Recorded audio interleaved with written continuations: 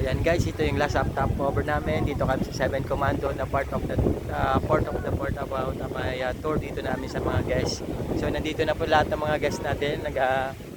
Snorkeling and swimming po, no guys. So nagpe-prepare na po ang ating mga guests ngayon dito para sa kanilang pag-snorkeling. So yung baby natin, magme-milk daw po siya.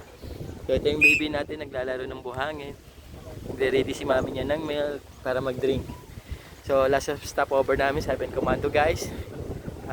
Tabayanan nyo po yung bawat part ng aking pagbablog dito sa aking mga bisita nang galing sa Muntinlupa.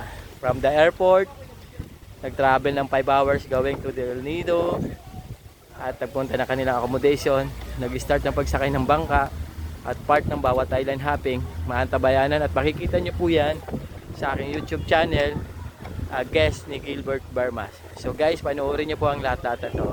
God bless you guys.